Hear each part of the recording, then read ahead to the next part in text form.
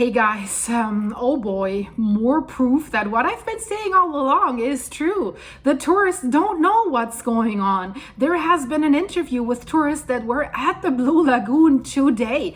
The Icelandic television has conducted that interview and the people were clueless, and we'll watch this together, guys. So it's going to be a good one today. My friend, the Blue Lagoon, the soap opera is continuing, but you know, I'm laughing, but actually I don't find this funny because it shows another time that the Blue Lagoon is not transparent to their tourists, to their clients, to tell them what is going on. And we have another risk assessment of the civil defense. And you know, there's a risk for a second eruption, for another eruption that could happen in the Sudnuka crater series, in and around Grindavik, and in and around swartsengi, where the Blue Lagoon is located. So we talk about this. And then I think I should open up a new soap opera, Stupid Tourists.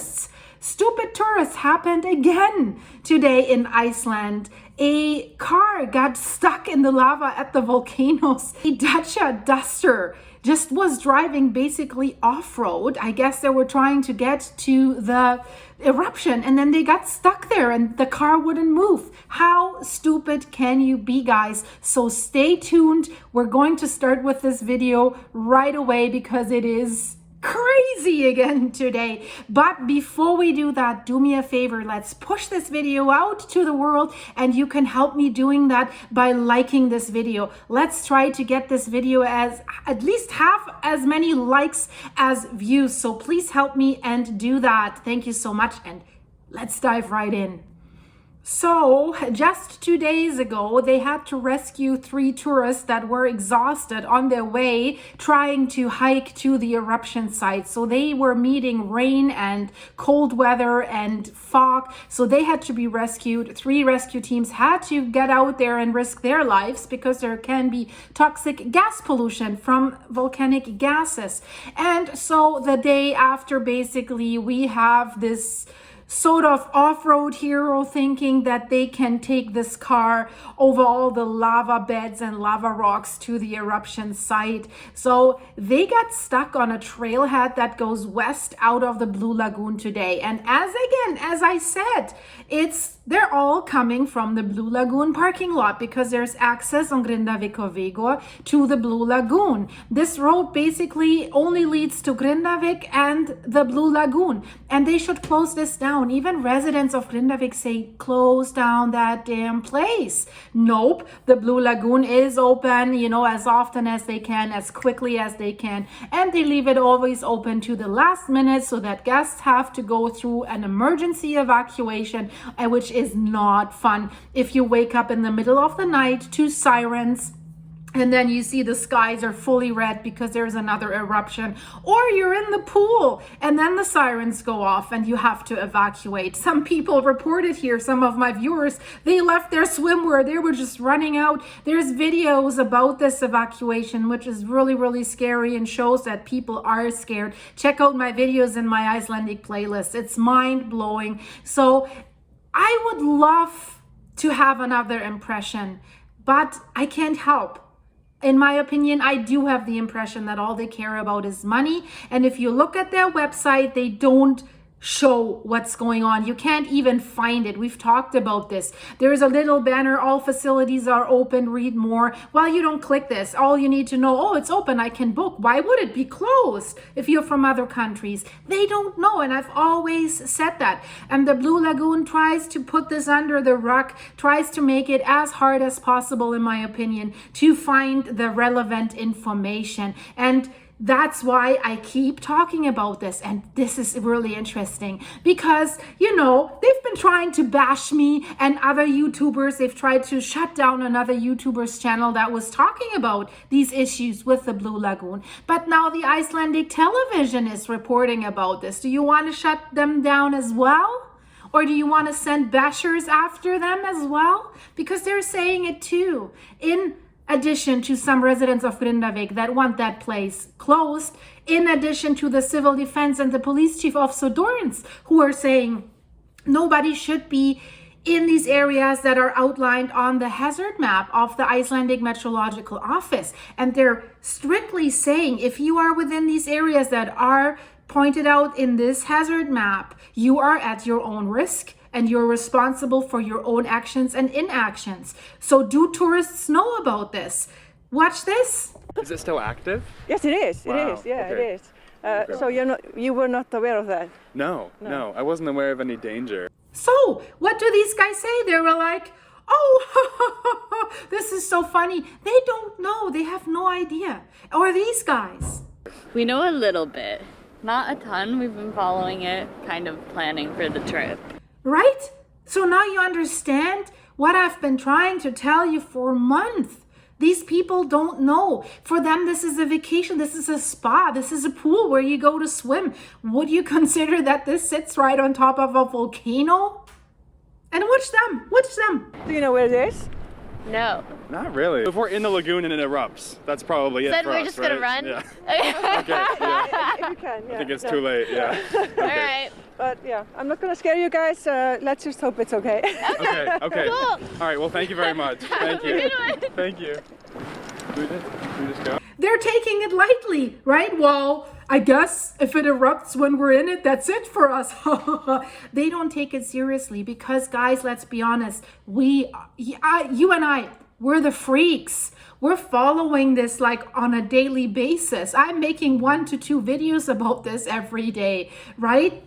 But other people, for them, it's a vacation. Do you research this to the end? If you go swim, I don't think so. And many of you have reported this, that, you know, friends or relatives went to Iceland, went to the Blue Lagoon, they weren't aware. And I think this proves it. And that's not right.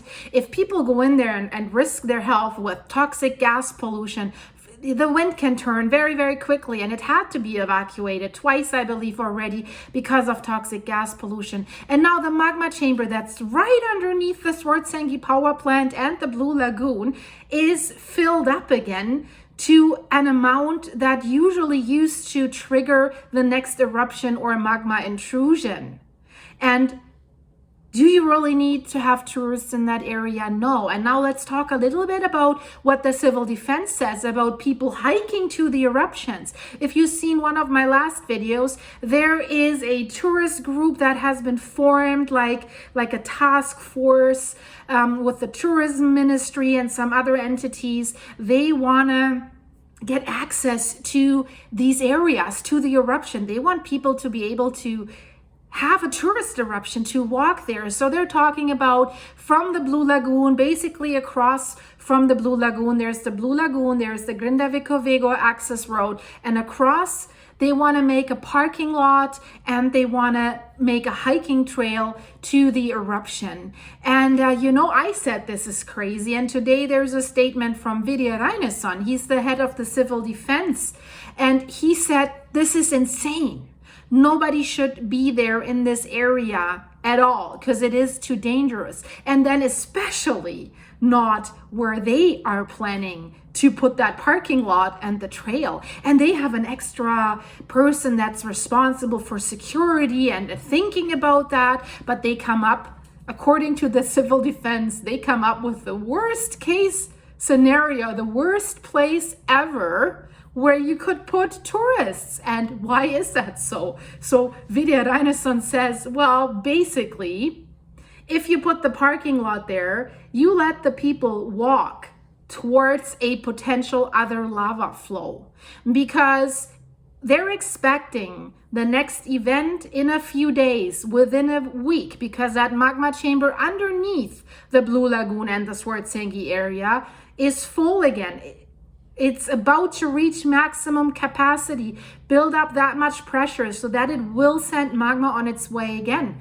So Vidya Reinasson says they're not only walking towards the potential lava flow, and the lava's flowing very, very fast.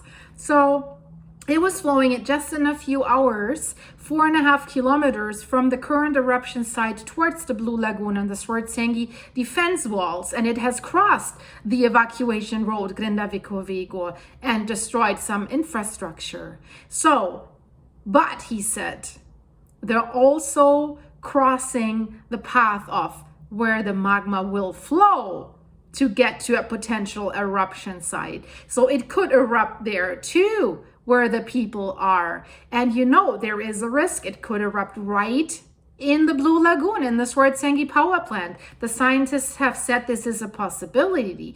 Do they think this is the possibility with a very high likelihood? No. They think it's going to be in the Sutnuka crater series, or like north of Grindavik, or even west of Grindavik. So, but the chance is there. So do you need to bring more people? I say it again, this area should be closed off completely.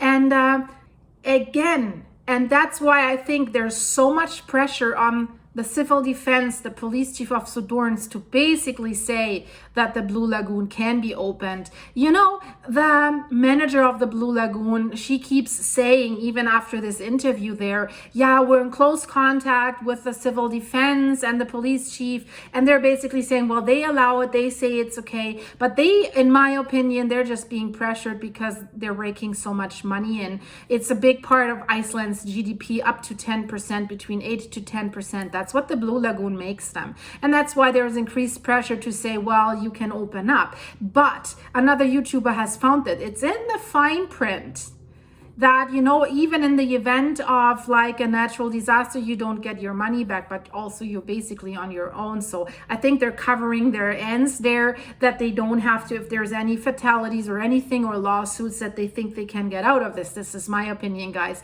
Let me know what you think. So Vidya Reinesen clearly warns against the idea of opening up tourist access to the volcanic eruptions at the Sutnuka crater series. And he says that no one should be in the defined danger zone of the Icelandic Meteorological Office. You see the map behind me. And he asked this tourist task force who is looking to increase access to the eruption centers to look at the matter carefully, and carefully taking into account the danger involved. He says, quote, regarding opening up access to the current eruption, we don't think it makes much sense.